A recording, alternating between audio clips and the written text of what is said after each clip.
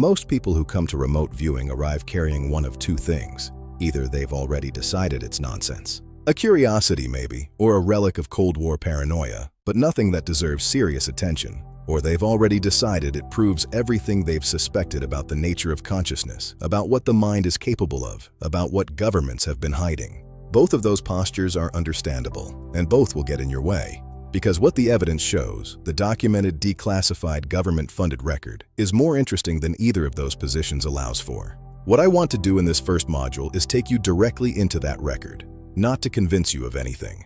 To give you an honest account of what happened, who was involved, what they found, and let you sit with the implications for yourself. That's the only kind of inquiry worth making here. Welcome to Remote Viewing, Structured Non-Local Perception, and this is the Great Work Platform. This mini-course runs 5 modules. By the end of it, you'll have a solid grounding in the documented history of government-sponsored remote viewing research, a working knowledge of the 6-stage coordinate remote viewing protocol, and a real sense of what the practice feels like from the inside. You'll also have conducted your first sessions and started building the record-keeping discipline that makes genuine skill development possible. Module 1 is the foundation. It covers what I think of as the essential credibility question. Did something real happen? And if so, what does real mean in this context? That question turns out to be less simple than it sounds, but it's exactly the right place to start. In 1972, 2 physicists at Stanford Research Institute began investigating a claim that the scientific mainstream had largely refused to touch. That certain individuals could accurately describe remote locations under conditions that ruled out any conventional sensory contact. Russell Targ worked as a laser physicist at Sylvania and Lockheed. Hal Puthoff had a background in quantum electronics and published peer-reviewed work in physics journals. Neither of them was a credulous enthusiast. Both were scientists who encountered evidence they felt, professionally and honestly, they were obligated to investigate. The CIA had become aware that Soviet research programs operating under the label psychotronics were investigating the same class of phenomena with significant state funding. American intelligence faced a straightforward question. If the Soviets were taking this seriously, could we afford not to? The result was a research program that ran under various names for 23 years. From 1972 until its declassification in 1995. It was known at different points such as Scanate, Grillflame, Sunstreak, and finally Stargate. 23 years, multiple administrations, repeated internal reviews. The program survived all of it. Not because of ideology, not because of institutional sentiment, because it kept producing results that couldn't be fully dismissed, even by the people most motivated to dismiss them. That longevity is its own form of evidence. Intelligence agencies don't fund programs for 2 decades out of curiosity. The figures at the center of this work are worth knowing. Ingo Swann was an artist with extraordinary natural ability and, more importantly, the capacity to observe his own process with unusual precision. He is the figure who made remote viewing teachable. His crucial insight was that the faculty operated according to consistent internal dynamics, that there was a structure to how genuine signal arrived, and that if you understood that structure, you could build a protocol to protect it. Module 2 examines that protocol in full. Pat Price was a former police commissioner whose session results remain striking. His descriptions of Semipalatinsk produced architectural details subsequently verified by satellite imagery. Joseph McMoneagle served as Remote Viewer 001 in the Army's program and was awarded the Legion of Merit for his contributions to intelligence work.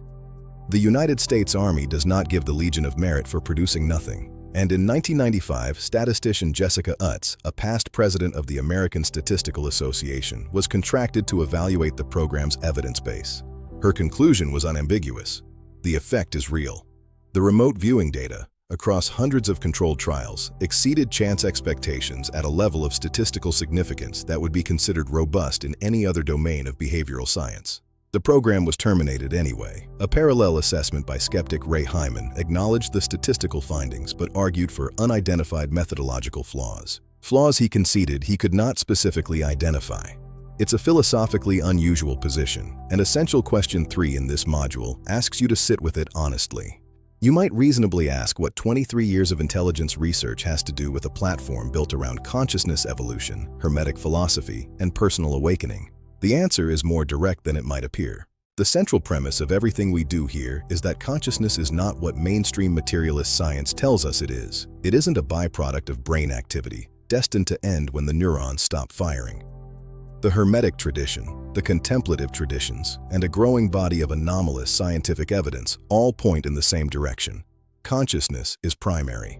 Remote viewing is one of the most thoroughly documented empirical challenges to the materialist model of the mind ever assembled. If a human being can accurately describe a physical location on the other side of the planet, under conditions that rule out any conventional sensory channel, then the model of mind as a closed system confined to the skull is, at minimum, incomplete. And if that model is incomplete, then every assumption we've built on top of it about the limits of human potential, about the relationship between inner work and outer reality, is open for serious reconsideration. That's not a small thing. That's exactly what the great work has always been about. Module 1 has 3 main components beyond this video. The first is a primary source engagement exercise. Before anything else, I want you to spend time with the actual declassified documents. The CIA's electronic reading room at cia.gov/readingroom is the place to start. Search for Stargate or Scan8. Find a session transcript. Read it before you look at the target photograph. Notice what's specific, what's vague, what you can explain, and what you can't. That direct engagement with the primary record is irreplaceable, and no summary, including mine, can substitute for it. The second is a short analytical essay. What does the Stargate program demonstrate about how institutions engage with anomalous evidence? And the third is a community discussion post, where I'd like you to share what stopped you cold in the primary record. Not what convinced you. What required the most honest intellectual work to evaluate fairly. The essential questions in this module about what makes a phenomenon scientifically real, about what the minimum revision to your model of perception would need to be, about where Hyman's position falls on the spectrum between appropriate caution and motivated skepticism, are not rhetorical. Carry them with you. Let them deepen rather than resolve. What I hope you'll bring to this course is the same quality of attention you'd bring to any genuine inquiry. A willingness to look at evidence without having decided in advance what it means, the capacity to hold uncertainty without needing to resolve it prematurely, and enough intellectual honesty to follow the question wherever it leads. That quality of attention is itself a form of practice, and it turns out it's not unrelated to what remote viewing at its best trains in a person. We'll get into all of that, but first, go read the primary record.